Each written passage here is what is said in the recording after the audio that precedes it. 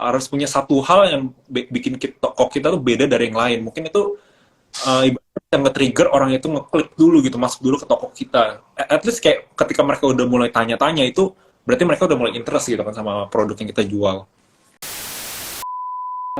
Bahas apa ya? Mungkin seputar bisnis online aja kali ya. Betul, ya.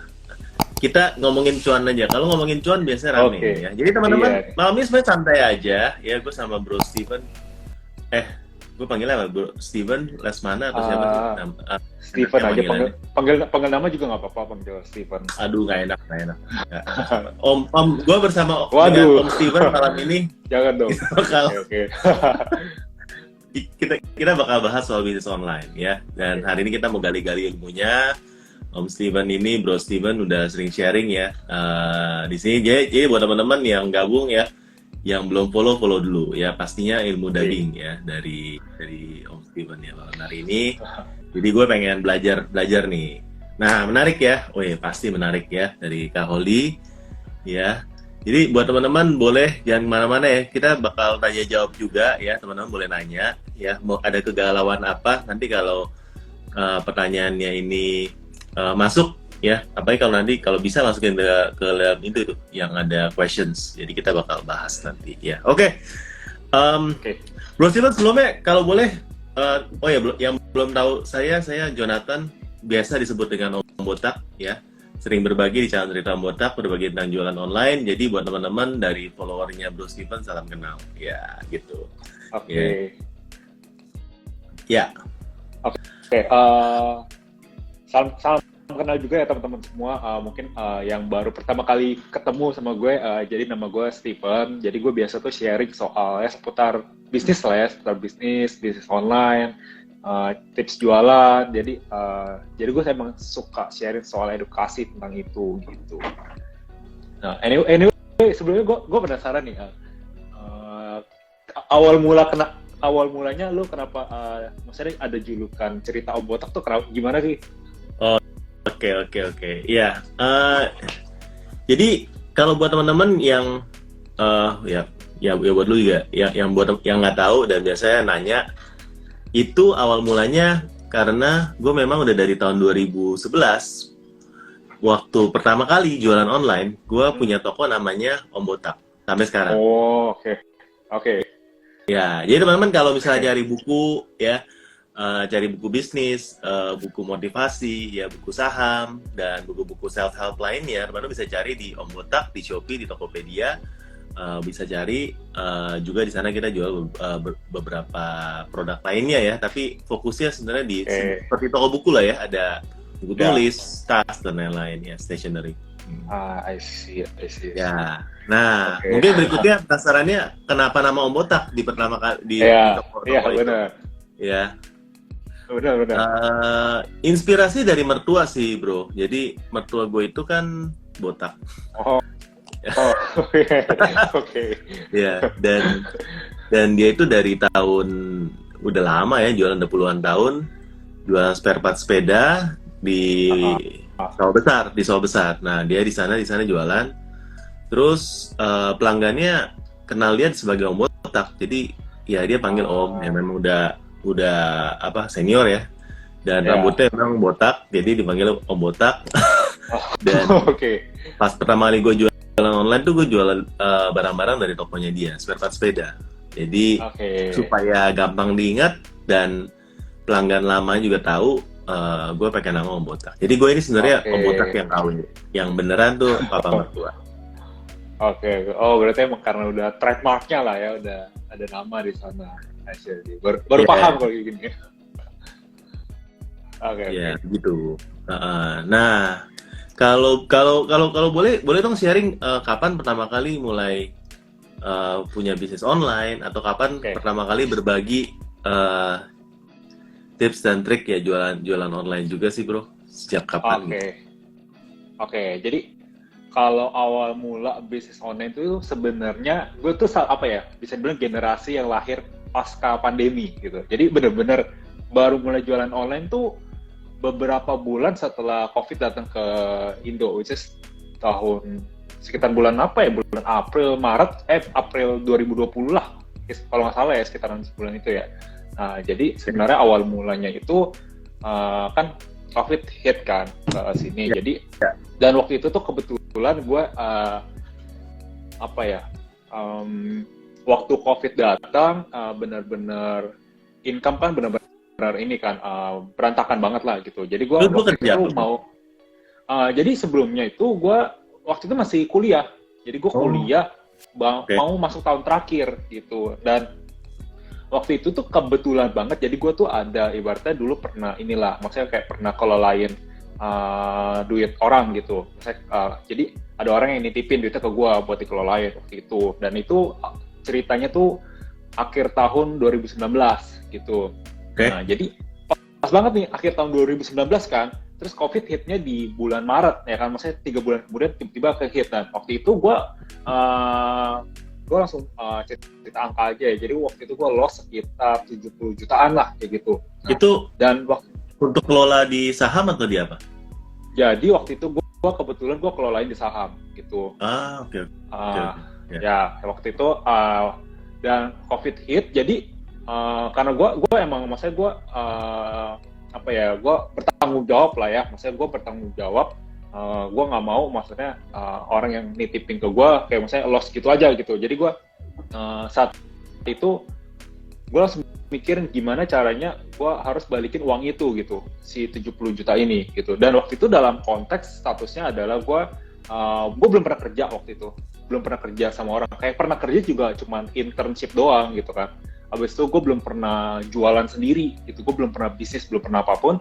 Waktu itu gue coba-coba, kayak gue sempat coba freelance yang kayak freelance jadi jadi runner gitu. Runner itu kan kayak bahasa halusnya pelayan lah ya, kayak gitu ya. Jadi kayak sehari dibayar sekitar 200.000 gitu. Nah, gue pernah kayak ikut freelance kayak gitu, sehari 2 hari, besoknya tipes gitu karena saking capeknya gitu. Dan akhirnya saat itu gue mikir apa ya cara atau solusi agar gue bisa keluar dari masalah itu gitu. Ya gue mikir, setelah gue pikir berhari-hari, akhirnya satu-satunya jalan yang muncul ya, maksudnya yang gue temuin adalah lewat si bisnis. Gue harus jualan nih gitu. Nah, awal mulanya kayak gitu. Jadi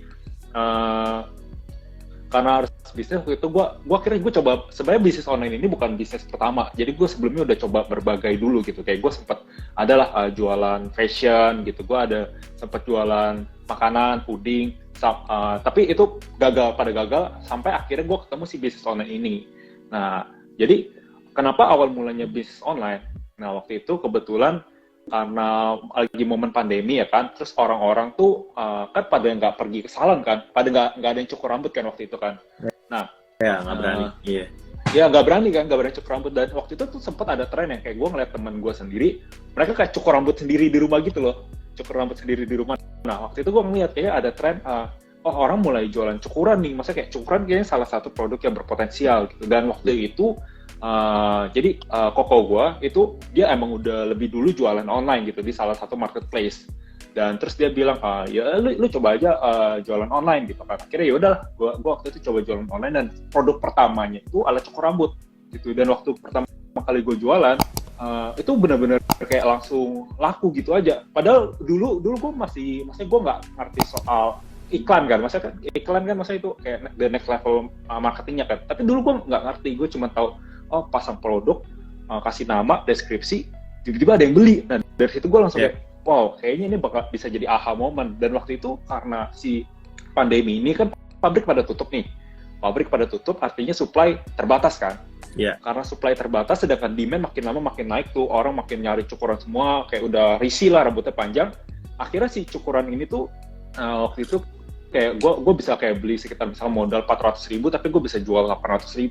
Abis itu kayak harganya tuh naik terus lah, karena si momen pandemi bisa 1,2, 1,6 juta gitu. Nah, dan itu bisa dibilang kayak jadi berkat, maksudnya kayak jalan gue di bisnis online kebuka karena itu. Dan akhirnya keterusan sampai sekarang ya.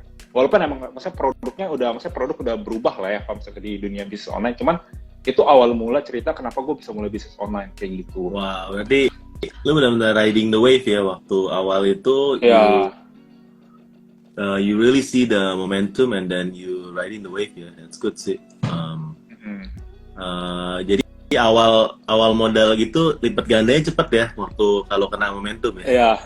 Nah. Iya, kalau pas momentumnya tuh cepat. Tapi gitu. Benar. motivasi lu awalnya sebenarnya kan untuk ini tuh, untuk balikin yang lu bilang titip dana ya, turun jadi 70 juta. Akhirnya kesampaian karena bisnis online. Akhirnya kesampaian dari si jualan online ini gitu. Jadi sebenarnya kayak itu ibaratnya jujur kalau nggak ada masalah itu mungkin gue nggak akan jualan online sampai sekarang gitu. Jadi kayak dengan ada masalah itu ternyata jalan gue dibukakan dan itu bisa balik kayak gitu.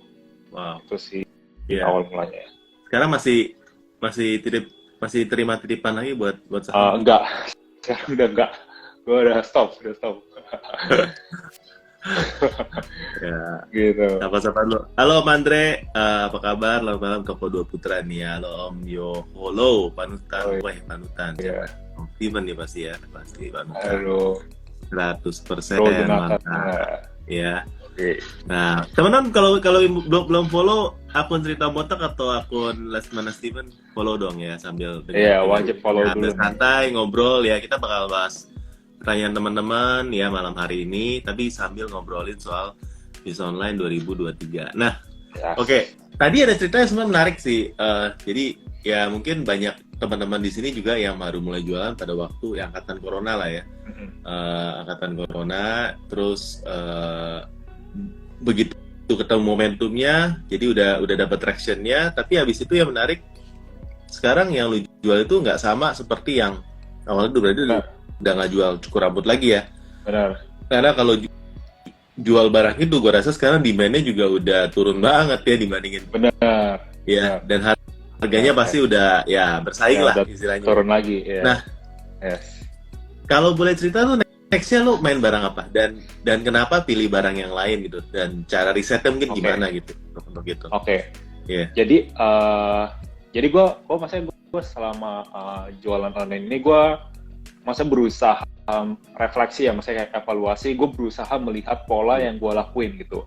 Jadi untuk barang yang gue jual kan sebenarnya emang basically lebih ke alat-alat elektronik kayak gitu kayak. Oke. Jadi lu berusaha main satu kategori tuh, udah ketemu nih ya di. Gue sejauh ini gue main di satu kategori itu gitu. Nah, tapi kan alat-alat elektronik rumah tangga itu kan banyak banget. Kayak misalnya ada setrika, ada rice cooker, ada kayak setrika uap, air fryer segala macam kan. Nah, tapi jadi kalau dulu tuh gue kayak semuanya gue jual gitu. Semuanya gue jual. Bahkan kayak setrika kayak gue sering banget kayak misalnya gue jual tapi rugi gitu sengaja kayak cuma buat dapetin review kayak gitu-gitu. Sampai akhirnya gue jual rugi. Iya, dulu cuman buat dapat review kayak misalnya sampai kebeli. Soalnya kan kalau nggak ada review, nggak ada yang pernah beli, orang kan suka nggak berani beli kan gitu kan. Gue sampai kayak gitu. Sampai akhirnya sekarang tuh gue ngelihat kayak kan maksudnya dari berbagai produk ada winning produk lah ya. Maksudnya ada winning produk, ada juga produk yang cuman kayak nongkrong di etalase doang gitu, yang beli dikit gitu kan. Nah akhirnya gue ngeliat ada satu pola yang menurut gue ini berhasil di gue gitu. Cuma gue nggak tahu kalau di teman-teman lain gimana. Menarik gitu nih. Kan. Ini dagingnya nih guys. Jadi jangan kemana-mana ya. Jangan kemana-mana. Tap love. Bisa tap love gak teman-teman? Tap love di sini ya. Komen ya, share. Ini dagingnya udah mau keluar nih guys. Jadi jangan kemana-mana ya. Tonton sampai habis nih. Oke, gue lanjut ya. Jadi ada satu pola ini tuh mirip sama yang sempat gue lakuin di cukuran waktu itu, gitu. Jadi waktu gue beli si jualan cukuran rambut ini, jadi gue tuh nyetok barang itu justru kayak gue nyetok dari marketplace juga gitu loh. Jadi gue nyetok barang dari marketplace, gue jual lagi di marketplace. Cuman bedanya adalah waktu si jualan cukuran ini, karena gue kan masa gue punya basic soal dagang lah ya, masa basic soal bisnis. Jadi gue tahu hukum supply demand gitu. Jadi kalau misalnya supply-nya tetap, demand-nya naik, barang itu pasti harganya bakal naik gitu. Dan waktu itu yang gue lakuin adalah gue benar-benar kayak borong si cukuran ini, dan kebetulan gue waktu itu mainnya merek Philips gitu. Jadi gue main barang si merek Philips ini. Lu borongnya sampai berapa banyak? Boleh share nggak sih sampai lu bisa balikin rugi 70 juta dari bisnis sebelumnya istilahnya gitu? Waktu itu tuh yang gue inget ya, pokoknya ada kayak dari satu store, pokoknya gue cari-cari kan barangnya waktu itu, dan kebetulan tuh di Jakarta, di Pulau Jawa lah ya, Pulau Jawa tuh udah nggak ada stoknya. Tapi gue Hah? cari-cari terus nih. Iya. Gue cari-cari terus sampai waktu itu dapat ada yang kayak supplier dari Makassar, ada yang dari Medan, ada yang dari Batam. Lu Nah, jauh sikat banget kan semua. tuh. Lu Gue sikat. sikat semua, gue beli langsung di marketplace sampai barang mereka habis lah gitu. Dan waktu itu total berapa ya? Mungkin 50-an ada kali gitu. Dan itu kayak gue nunggunya tuh lumayan lama loh, kayak misalnya dari Makassar kirim ke gue kan di Tangerang kan. Itu lumayan lama, kirim itu bisa seminggu lebih lah ya gitu. Dan Berarti kadang 50-an tuh kali modalnya si Peceng ya sekitar 20 juta ya. ya kurang lebih lah ya, kurang lebih segituan lah. Itu baru satu model nih, satu model. Itu ya satu model itu gitu. Ada lagi model lain, cuman model lain tuh paling cuman berapa belas itulah gitu. Oke. Itu dan kebetulan model yang lain itu emang gue masih bisa dapetin Pulau Jawa lah. Cuman yang model ada satu model ini yang harga si Peceng ini dia tuh gue ngambil sampai Makassar, sampai Medan, Batam gitu kan. Nah. Kenapa sampai model ini yang lu borong? Kalau misalnya yang kita ngomong Philips kan, gue rasa untuk alat cukur kan banyak ya. Itu alat cukur yang buat jenggot ya? Bukan, yang rambut. itu ya? Philips ya? Rambut. Philips rambut. Tapi kan ya. kalau rambut masih ada merek Wall, merek yang lain lah, segala macam. Kenapa gue waktu itu ambil cuman merek Philips? Mungkin karena, nah ini balik lagi nih. Saat itu product knowledge yang gue punya cuman merek Philips gitu. Okay. Gue cuma taunya merek Philips, dan waktu itu gue tahu Philips itu secara quality oke, karena dia garansi 2 tahun resmi. Kalau kenapa-napa aman nih. Dan waktu itu sejauh ini kayak customer yang beli tuh ibaratnya nggak pernah ada yang kayak komplain barang jelek kayak gitu, itu nggak pernah gitu. Dan kalaupun ada, si Philips ini kayak maksudnya gampang lah customer service-nya gitu, bisa dibalikin di retur kayak gitu kan. Jadi gue ya mungkin karena itu juga ya, maksudnya kayak product knowledge yang gue tahu cuman Philips waktu itu, dan menurut gue itu paling bagus waktu itu menurut gue ya gitu. Oke. Makanya gue lanjut. makanya gue ambil si Philips ini gitu kan. Nah dari waktu itu tuh yang gue lihat adalah kayak kenapa gue berani misalnya ambil 50 misalkan langsung gitu, sedangkan mungkin seller lain nggak berani. Karena waktu itu gue tahu ini bakal naik gitu. Karena gue tahu pabrik tutup, nggak produksi, otomatis supply bakal tetap, sedangkan demand kan makin lama makin naik gitu kan. Makanya gue berani aja, gue ambil aja gitu banyak-banyak, dan ternyata karena ngirimnya lumayan lama, si harganya tuh makin lama makin naik gitu kan. Kan kita bisa ngeliat ya, maksudnya di marketplace harga sesama itu mereka kompetitor jualnya di harga berapa kan. Dan ternyata makin lama makin naik. Ya udah gue jual bertahap tuh. Kayak awalnya gue ada yang jual misalkan 800.000, terus gue naikin lagi 900, sejuta, gue naikin terus sampai paling tinggi tuh pernah satu barangnya 1,6 gue jual. Dan itu masih orang banyak cari gitu. Karena emang ya ibarat apa ya, menurut gue kayak orang-orang yang beli cukuran itu, apalagi misalnya kayak merek Philips ini, itu mereka adalah orang-orang yang pasti kelas menengah atas gitu. Ibaratnya emang mereka yang ya udah emang gue pengen ikutin tren aja, harga menurut gue nggak masalah. Nah itu salah satu pola, ada pola di sana. Yang pertama adalah gue memilih jual produk yang target marketnya kelas menengah atas. Itu satu guys ya, pilih yang menengah ke atas, istilahnya yang punya duit lah, yang punya duit ya. Kenapa? Kan menengah ke atas lebih spesifik, lebih kecil. Kalau yang menengah ke bawah kan lebih banyak istilahnya target market. Mungkin gini, jadi ini ada dua, maksudnya ada dua yang penjelasannya nanti satu. Jadi pertama produk yang menengah atas, kedua adalah produk yang emang price-nya tuh nggak sensitif gitu. Price-nya nggak sensitif. Contohnya tuh gini, kayak misalnya produk rice cooker deh misalkan gitu ya, rice cooker. Nah, rice cooker itu adalah produk yang price sensitif banget. Kayak orang tuh beda 10.000, beda 5.000 bisa pindah ke toko lain. Tapi kayak produk-produk yang ibaratnya alat cukur rambut yang kayak gitu-gitu, itu tuh orang nggak terlalu price sensitif, karena emang mungkin karena itu bukan kebutuhan kali ya. Maksudnya kayak orang beli itu bukan buat kayak kebutuhan sehari-hari, tapi buat yang kayak mungkin menimbulkan sensasi kesenangan buat mereka gitu kan, kayak cukuran rambut kayak gitu. Nah, jadi kalau produk-produk kayak gitu tuh dijualnya enak, kita bisa punya margin yang jauh lebih tinggi gitu.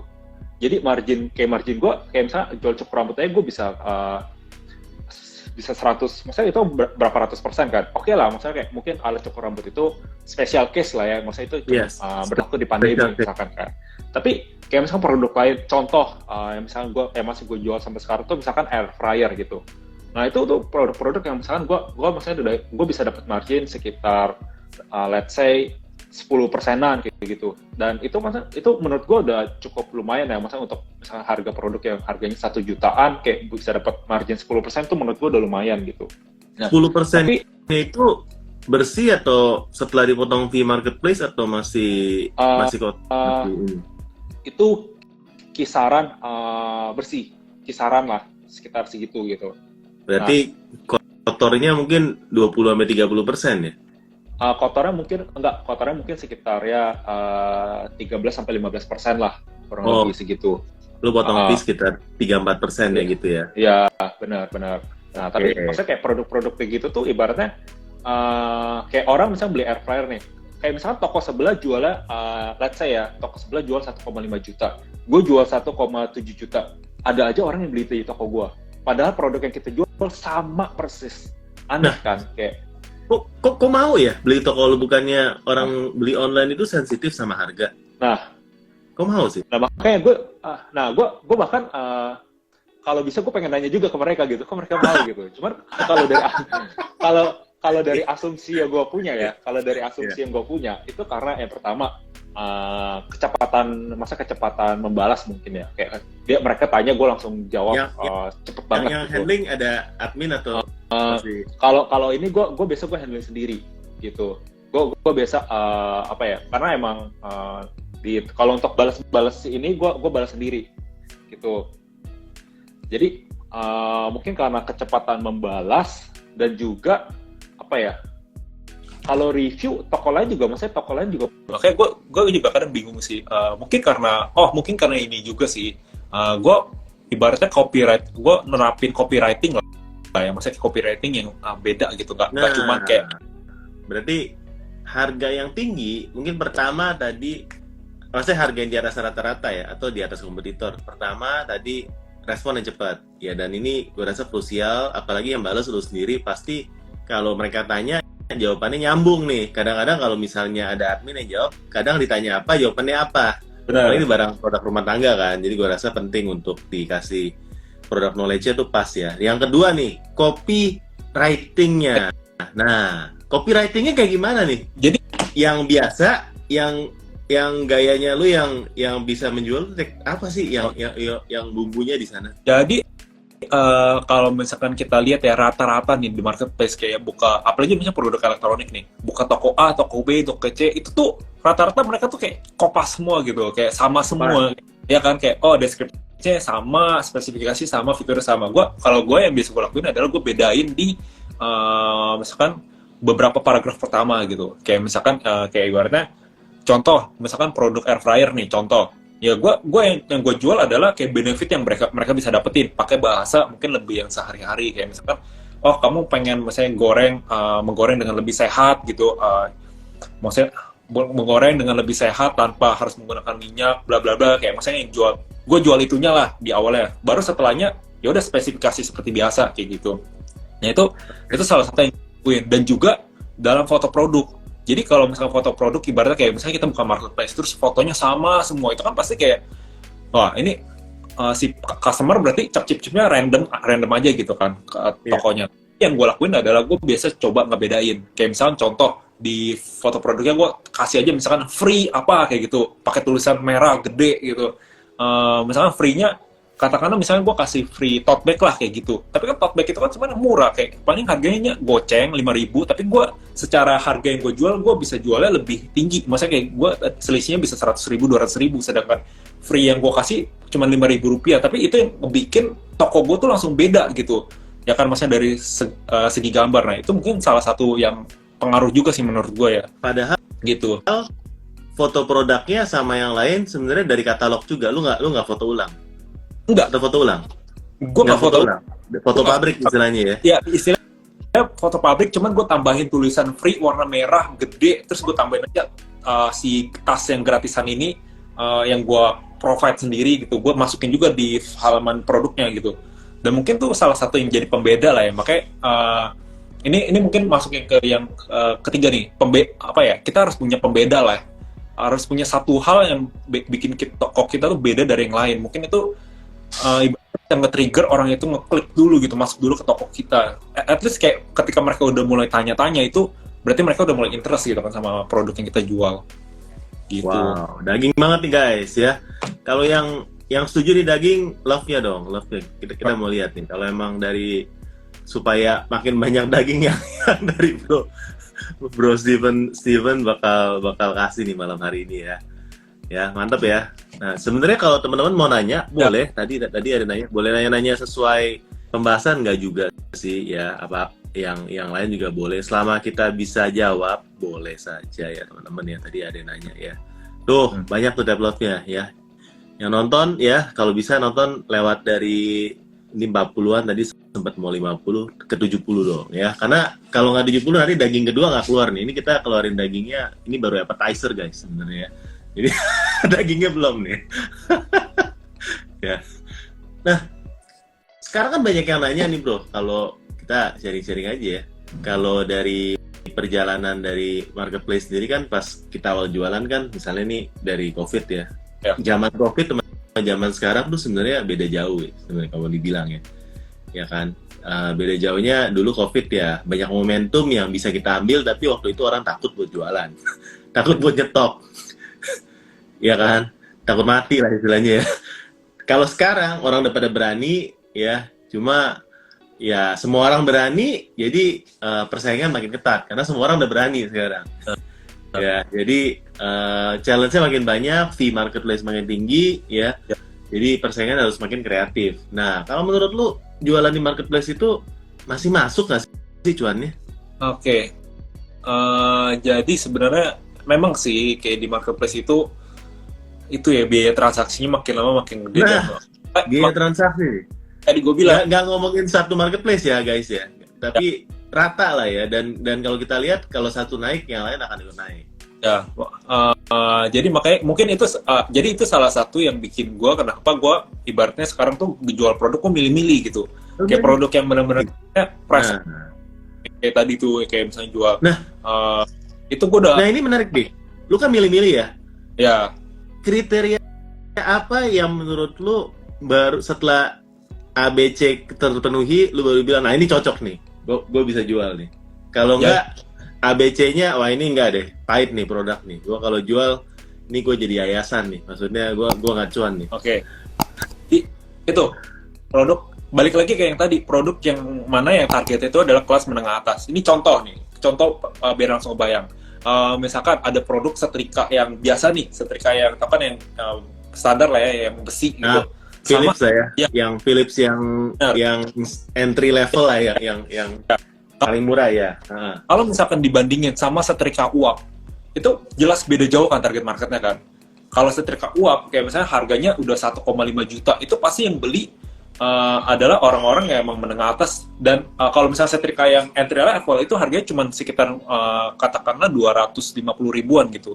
Maksudnya dari segi harga beda jauh kan. Tapi itu udah langsung kayak target marketnya tuh udah kelihatan banget, ini beda banget gitu kan. Nah, gue akan lebih milih jualan setrika uap ini ketimbang setrika si entry level ini gitu. Karena satu, si setrika uap ini dari segi harga itu nggak price sensitif gitu. Ya lu jual lebih mahal beberapa puluh ribu juga masih masuk, masih oke aja gitu di marketplace gitu. Nah, gue pilih produk-produk yang kayak gitu tuh, yang kira-kira dari harga tuh nggak sensitif. Oke. Gitu. Menarik.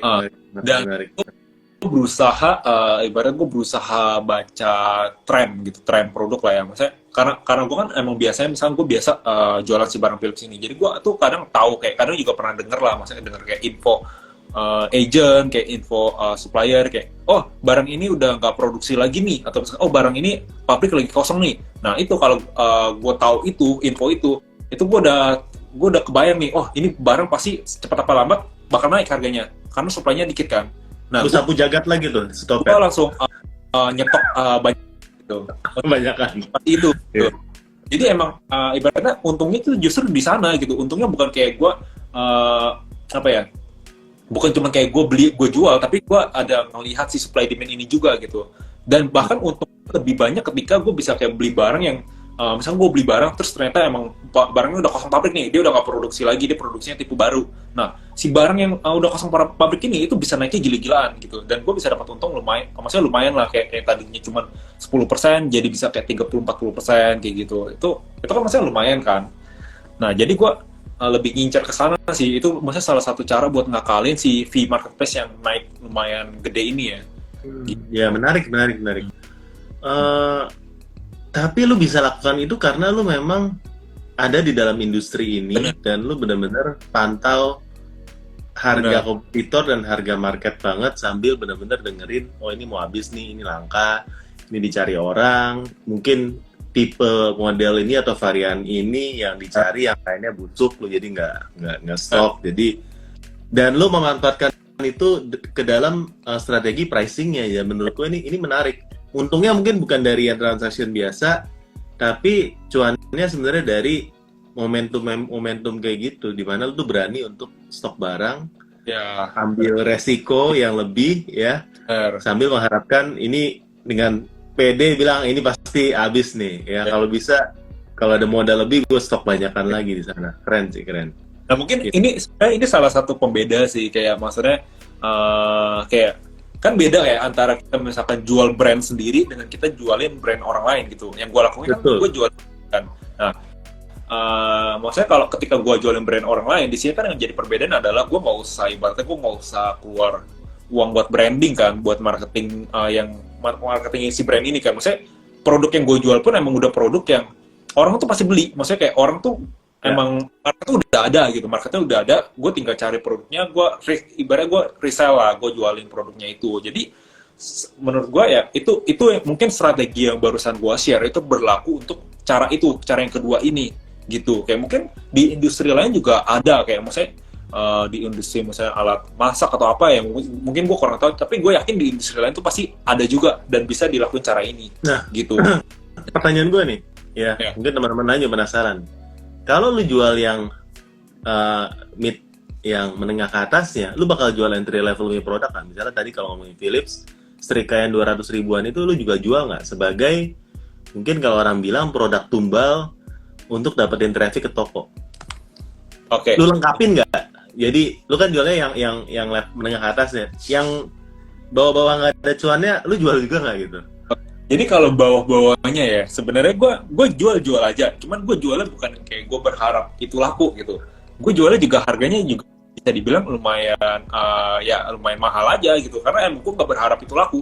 Kalau laku ya, jual ya mau beli bawa bagus, nggak mau beli ya udah gitu.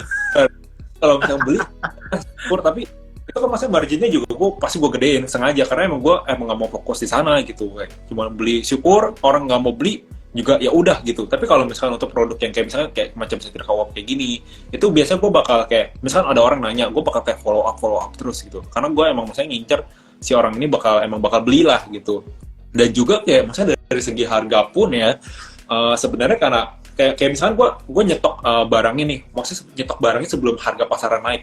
Tapi begitu misalnya harga pasaran naik, gue pun jualnya juga nggak terlalu jauh dari harga pasaran itu gitu. Maksudnya oke lah, maksudnya gue mungkin bisa lebih mahalin 50.000 apa 100.000 gitu kan. Tapi sebenarnya salah satu penyumbang keuntungan terbesarnya adalah karena harga pasarannya emang udah naik. Sedangkan harga modal gue kan di sini-sini aja gitu, ya kan. Harga pasaran kan ketika misalnya barang pabrik kosong nih, dia kan pasaran naik terus kan. Sedangkan barang yang udah gue beli kan di sini modalnya. Nah, gue bisa dapat keuntungan di lumayan. Nah, dari sana juga gitu. Menarik.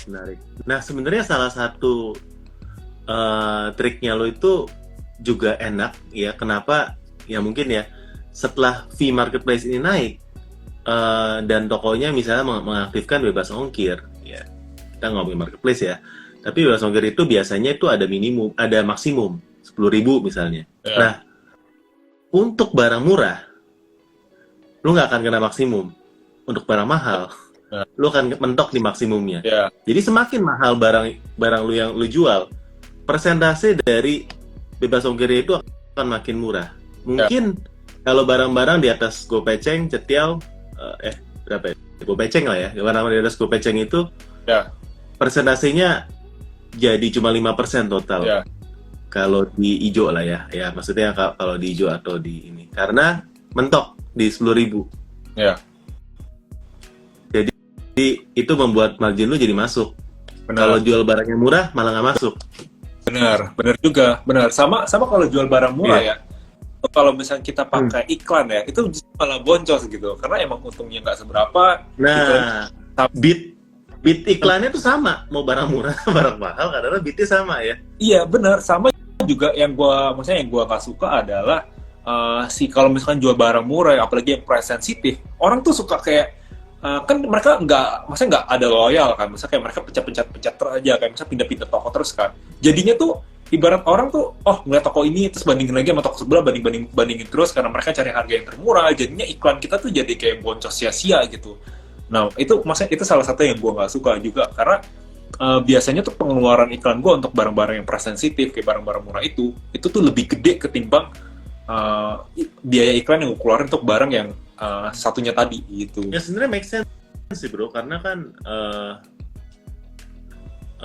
balik lagi ya tadi klik iklannya kan misalnya ya rata-rata untuk peralatan rumah tangga mungkin diceceng kali ya sekarang ya. GoPay yang Iya. ceceng lah per klik ya. Eh, Kalau kita semakin gede basket size-nya ya akan semakin murah secara persentase ya. ya. Jadinya tadi kalau bilang marginnya cuma 13, masih bisa masuk iklan gitu. Sedangkan kalau kita jual barang yang di bawah Goban, 13% punya margin, nggak akan bisa jualan pakai iklan. Ya, Tuh. nutupnya berat gitu. Nutupnya berat. Kalau di bawah Goban punya barang, sih nutup berat, serius. Apalagi kalau basket size-nya rendah tuh. Jadi ya strategi lu works kalau jual barang mahal. Kalau jual Ya. barang murah, nggak. Nggak bisa. Sekarang minimal margin masih 20-30%. Iya.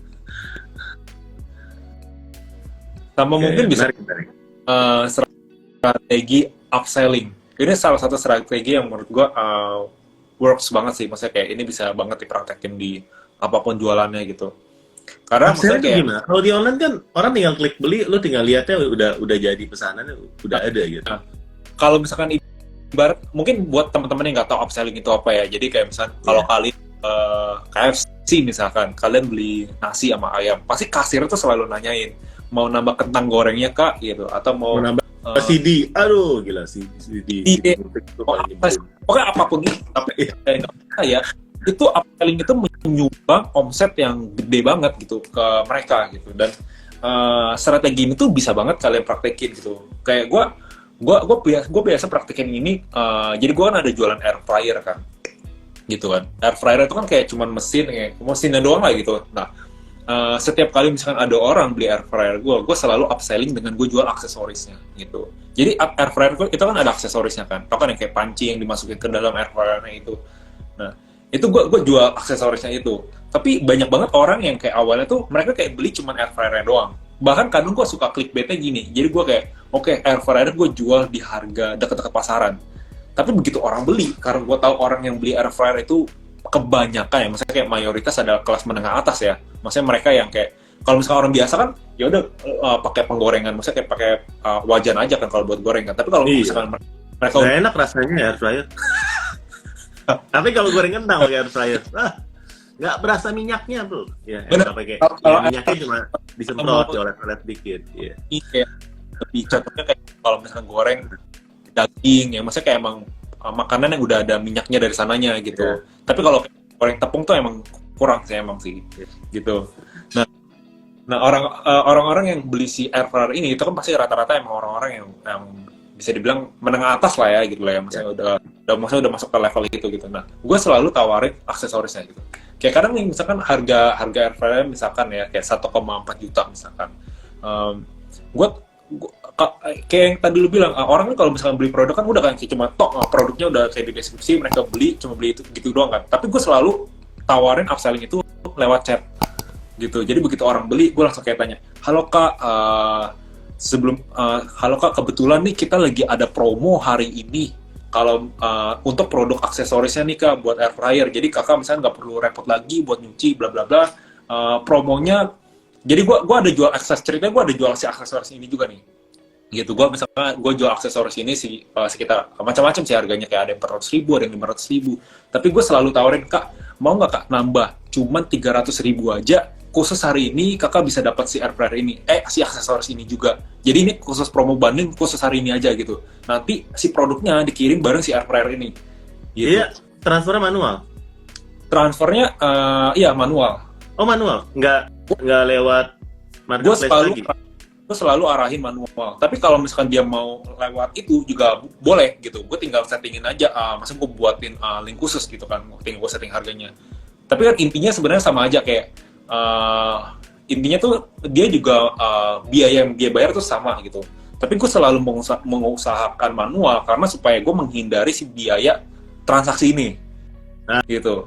Supaya nggak kena potongan lagi ya. Supaya nggak kena potongan lagi, benar. Jadi gue selalu tawarin kayak gitu. Itu percaya nggak percaya ya, mungkin sekitar berapa ya, 60-70% customer yang beli di gue mau upgrade. Serius lu? Dari yang 10 orang beli air fryer, lu tawarin upsell kayak gitu, 60% mau? Iya. Dan sakti. karena ibaratnya mungkin mereka ibarat gini nih, kayak oke lah, mungkin mereka ngerasa kalau misalkan upgrade sekaligus mereka bisa hemat 200.000 gitu. Karena aksesorisnya harga normalnya sekian lah gitu kan. Tapi tapi kan sebenarnya dengan ngelakuin strategi upselling itu, omset gue justru malah meningkat kan, malah naik kan. Pertanyaannya, kalau memang efektivitasnya setinggi itu, kenapa lu nggak buatin kayak combo hemat, paket diskon gitu ya, langsung kalau orang udah klik itu beli ini lebih hemat gitu. Dari marketplace-nya kan ada fiturnya. Karena nah ini apa ya? Gue nggak tahu ya, maksudnya mungkin ini lebih ke asumsi yang gue punya ya gitu. Jadi menurut gue langkah paling susah tuh adalah langkah pertama yang paling susah adalah bikin customer tuh beli dulu gitu. Menurut gue itu hal yang paling susah gitu. Ketika customer udah beli, kalau kita nyuruh dia ibaratnya keluar lagi itu akan lebih gampang karena dia udah terlanjur beli gitu. Jadi gue selalu ibaratnya gue nawarin pun gue nggak yang kayak sebelum beli gue tawarin dulu kak mau nggak langsung combo, enggak, karena gue takut ketika gue tawarin kayak gitu orang tuh mikirnya langsung kayak kalau gue beli ini jadi kayak mahal ya, maksudnya kalau air fryer plus aksesoris jadinya mahal gitu. Tapi ketika si orang ini udah beli air fryernya, jadi ibarat duitnya nih dia udah keluar nih duitnya kan udah masuk ke sistem kan.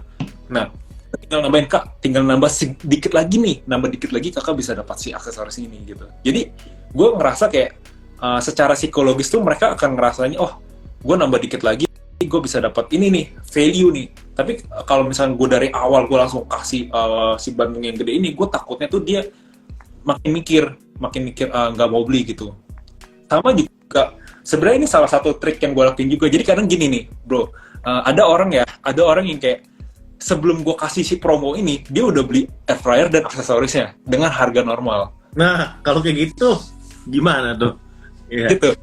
Jadi gue juga sebenarnya gue ada kasih si bundling juga. Kayak dari awal tuh gue ada kasih opsi bundling juga sebenarnya. Jadi kayak fryer, misalkan air fryer plus aksesoris itu misalnya harganya katakanlah 400.000 lah.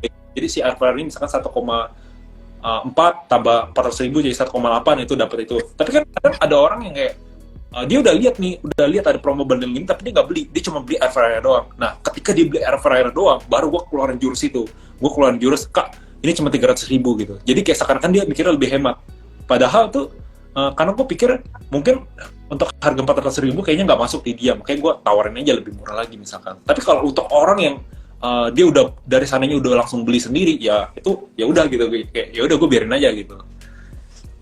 Itu salah satu. Lu nggak ada jurus sakti lagi kak? Ada panci ini loh ya misalnya, bukan ada panci ini. Ya. Gue biasa gue selalu tawarin sih kayak kalau misalnya udah beli aksesoris kak ini ada muffin cupnya kak mau nggak sekalian nambah ada. Pokoknya gue selalu coba tawarin aja lah kayak karena apa ya, kadang tuh gitu orang tuh suka ibaratnya untuk beli produk upselling tuh mereka tergiur gitu loh, kayak mereka mikirnya murah padahal sebenarnya barang yang mereka beli tuh nggak murah-murah amat gitu. Nah itu berarti sebenarnya dari lu punya strategi toko sendiri juga kalau bisa itu mendukung barang jualan utama lu. Misalnya tadi kan lu jualnya air fryer ya, lu kan jual dari aksesorisnya, terus lu jual kira-kira ibu-ibu nih yang belanja tuh bakal belanja apalagi kalau lagi cari air fryer gitu ya. Benar. Jadi produknya tuh harus yang relate lah ya, maksudnya jangan kayak misalkan jual air fryer terus produknya tiba-tiba kayak sabun cuci WC misalkan, kan agak ya, bang kan. Jadi kayak orang mau nambah juga main gitu. Nah, itu walaupun sebenarnya yang beli mungkin sama ibu-ibu yang beli juga.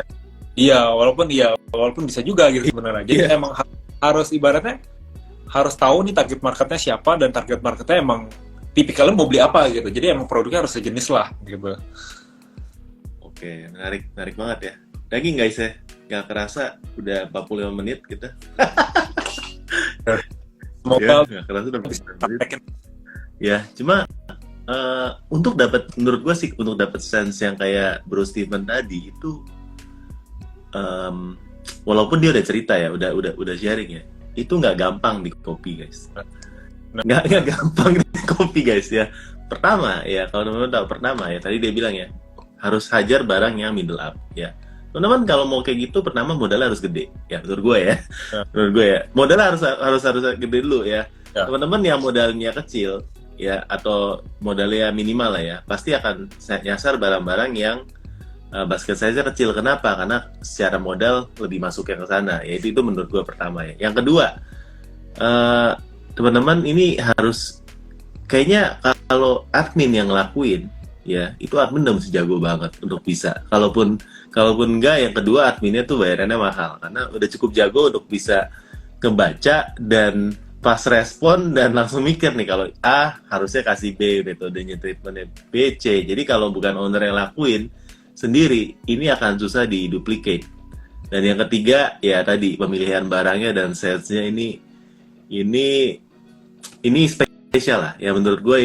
Ini daging, tapi gue yakin nggak semua orang walaupun udah denger ini ya bisa kopas bro ya, makanya keren ya.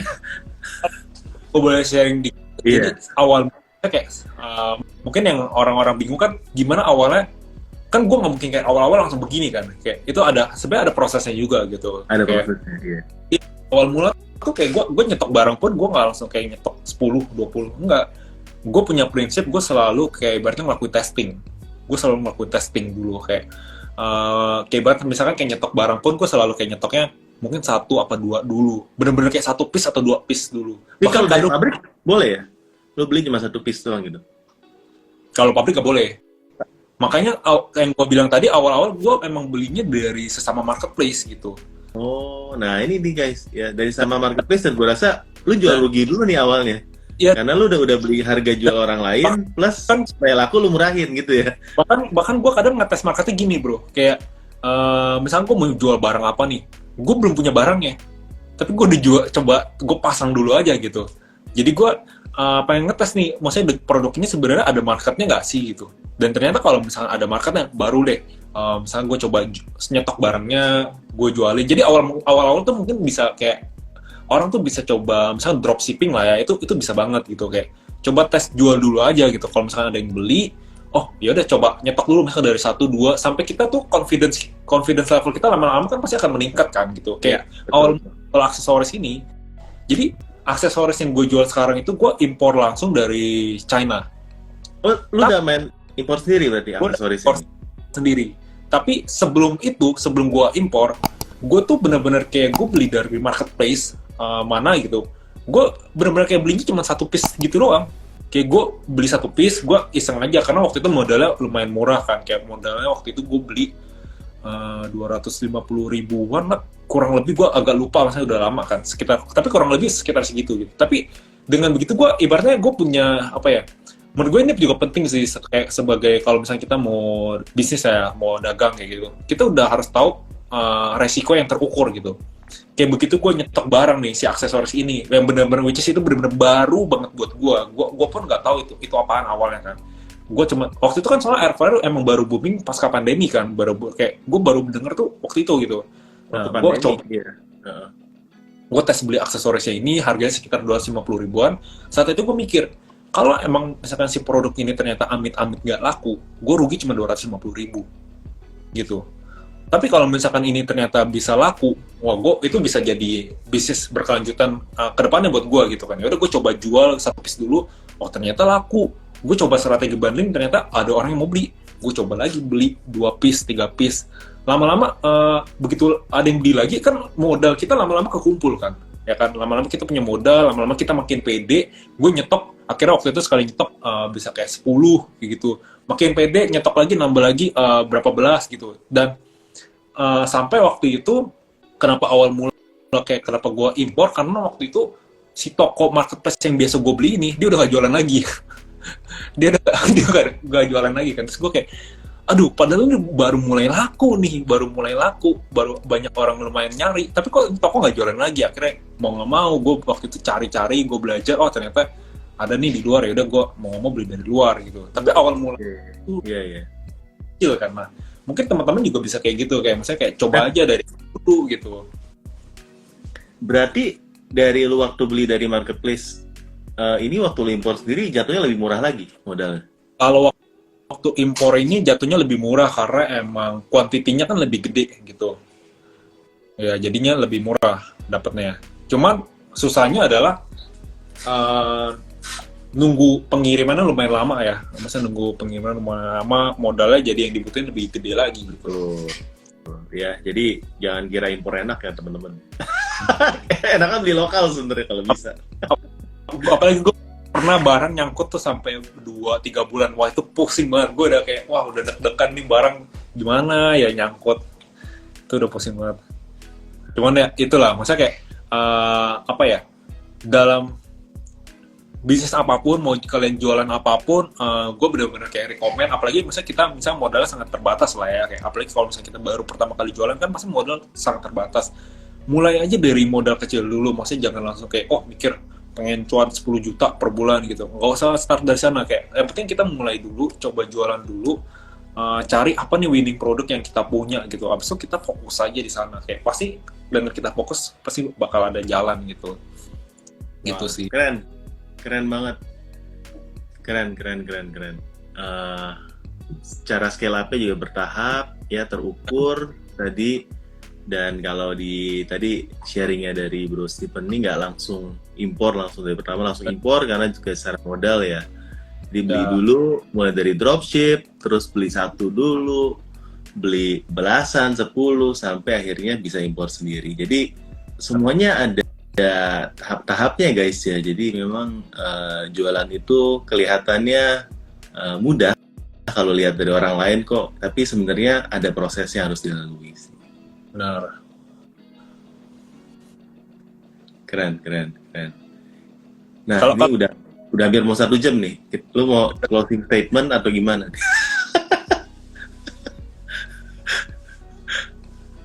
Anyway, kalau lu berarti pertama kali jualannya itu ya, si startnya dari si Om Botak ini yang pertama kali ya? Iya, benar. Yang jual Sprite. Iya. Palu Gada sih dari awal Om Botak ini Palu Gada, tapi akhirnya ketemu ya, fokusnya gue di Payung Jas Hujan, jadi gue buka toko lagi baru. Terus gue ada toko yang lain juga, ada beberapa toko sih sebenarnya. Ada yang kategori sekarang gue juga lagi fokus di jual label thermal juga, tapi online dan offline. Gitu. Jadi kayak misal lu perlu nih label yang buat kirim paket ya, gue ada tokonya ya. Sebenarnya jualan di online, tapi sebenarnya cuannya di offline kalau boleh jujur. Jadi gue lebih banyak prospek orang ke offline karena nggak kena fee marketplace. Dan itu kan repeat kan. Ya, jadi kalau orang mau order, ya order satu dus aja, kita kasih harga good deal ya. Sekarang gue kayak jual ke Pulau Jawa itu 42,5 satu roll yang isi 500. Tapi nggak jangan lewat marketplace, kalau marketplace 45. Karena fee-nya gitu.